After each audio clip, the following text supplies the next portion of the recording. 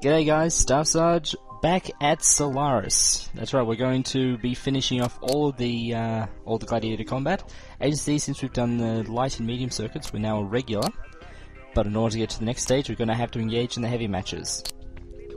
So heavy matches are interesting. There's a lot more firepower. There's actually a few more mechs on the field, I believe, compared to the medium circuit.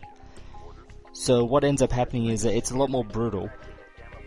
But it falls down a little bit because of the number of aces that appear. There are a lot of pilots who have customized loadout, and because they're named aces, they're actually really, really goddamn deadly.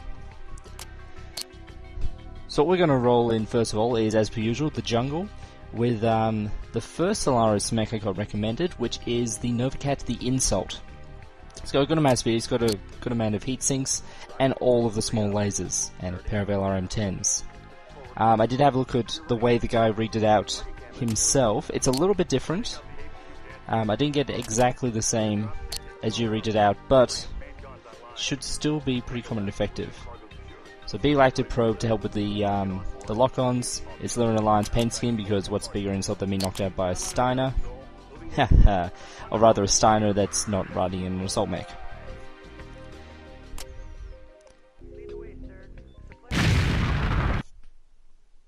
From the heart of Cathay, this is Duncan Fisher. Oh, I missed that. The jungle is filled with people waiting to see the next heavy match of the season. If you ask any of them, they'll say the heavy mechs are where it's at. The action has been intense these last few weeks, as many pilots are going above and beyond to win. The jungle is a tough arena for heavies because it's harder to get around, but that'll just make a better game for us. As you know, this heavy season has been one of Steiner domination. They have 4 heavy pilots who have been destroying all who face them. The events outside of Solaris seem to really be pushing them to go that extra mile on the battlefield. There's a lot of energy in the air, and it looks like we're going to have a great game today. I'm pretty sure that's one of the longest Duncan Fisher spiels you'll hear. It's Solaris time! And right off the bat, we have...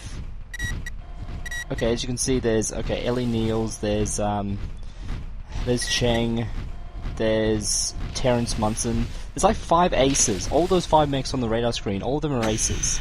And one of them is the annoying bitch who I keep on bitching about in the thread. And I think everyone else bitches about in the thread as well. Miria Stewart is one of Liao's own. In a controversial move, he decided not to compete in the medium circuit. This is his second season, and some think he could use some more seasoning in the lighter circuits. I think he has a lot of promise, but he's pushing himself too hard. It's hard not to like the guy, though. He's honorable and doesn't seem to take his sudden stardom seriously. I hear he still eats lunch at a little dive in downtown Cathay. I don't think this is going to be his year to make the championship, but when he makes it, I'll sure wish him well. I love a good heavy mech match. You have enough firepower to really see some fireworks, but you have enough speed that you don't wind up with a turret match. Heavy matches also have a lot of your proven warriors trying to work their way into the championship. So you have pilots who appeal to the working man, people who have paid their dues and are waiting for a shot at the big time. Alright, so Cheng, I did get a good look at what Ellie Looks like we Neals... have some cat and mouse going on down there. Sometimes a pilot gets rattled, and in the heat of the moment, the fight or flight reflex goes the wrong way. A lot of pilots look down on that, but I'm more sympathetic. If everything seems to be going bad fast, even the best pilots can get rattled. Sometimes there's a fine line between predator and prey.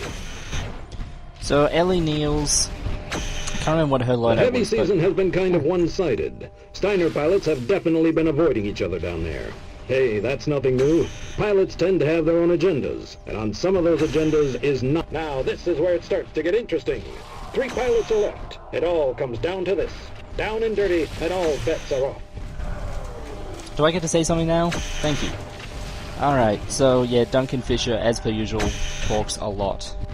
Especially because the sheer amount of firepower and the fact that the mechs will gang up on each other means that he will often go on about, you know, kills and such for quite a while.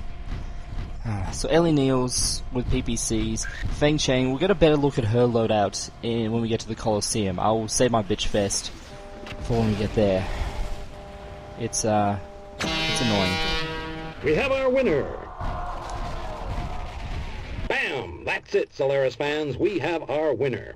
It's Spectre, a rookie pilot showing the big boys just exactly how this game is played. There were some good fights out there today, but the Merc rookie phenomenon has stormed the jungle again. Here's to you, Spectre. This is Duncan Fisher signing off.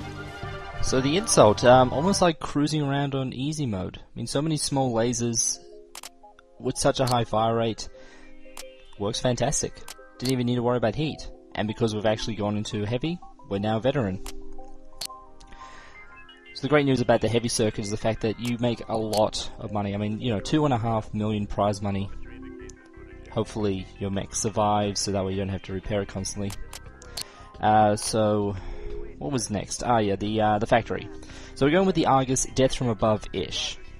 No speed, a fair few heat sinks, but even so heat efficiency isn't all that good. Why is that? Long Tom. Yep, first showing of the Long Tom in... Have I used it? No, I haven't. The Long Tom is an interesting weapon. It takes a lot to get used to because of the fact that it has a ballistic arc. But once you do manage to get it nailed down, it is fantastic. The only issues you have to contend with is the fact that it's so heavy you don't get any backup weapons. As you see, I've got pulse lasers and streetcaster arms for backup.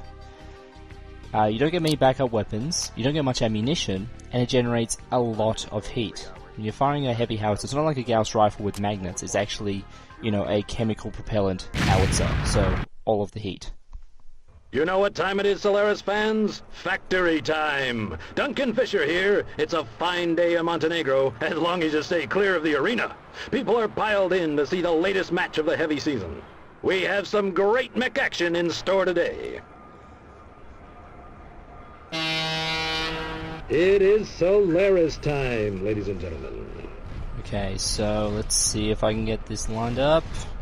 Like I said, it takes a while to get the arc just right. I think I nailed it. I think I managed to get it just then. This is the big league, rookie. I'll watch your back this round if you watch mine. If we're the only ones left, then we can settle who's better. Deal? The competition is pretty fierce tonight, but one of the hopefuls is Rookie Spectre. Sometimes you win, sometimes you don't. That guy is out of here.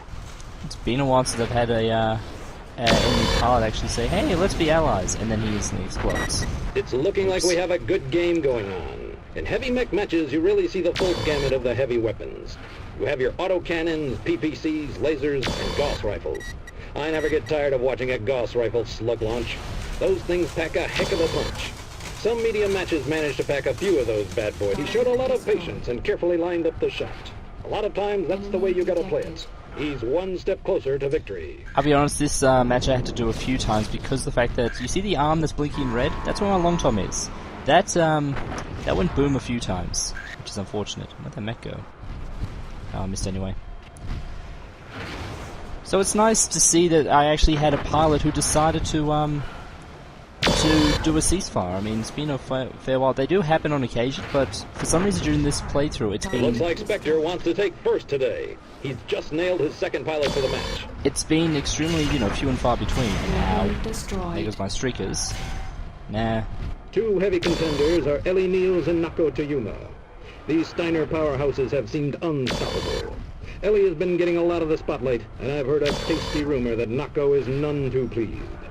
Just between you and me, Solaris fan, I think that Nako is the better pilot. He's deadly efficient and a lot more consistent. I think Ellie has had a bit of a lucky streak, but Nako is the real deal, and he just seems to be getting better. I'm not too sure if the water actually stops the explosion. As you can see, there wasn't the effect of the shockwave from it, but it still seemed to do a little bit of damage, so I'm not too sure. But it doesn't matter if you get a direct hit, if you are able to get a direct hit. Like that failed just then. So yeah, ideally you want to try to aim right at the enemy mech's feet.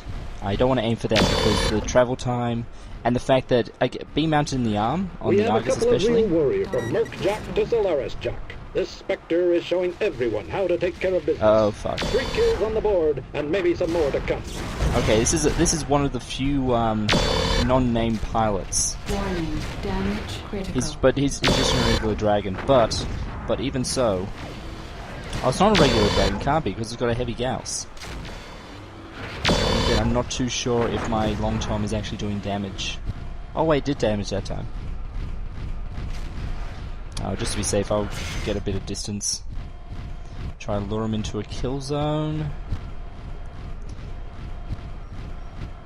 I mean, if I take one more hit to the arm, then I'm fucked. And then potentially one more hit to the torso.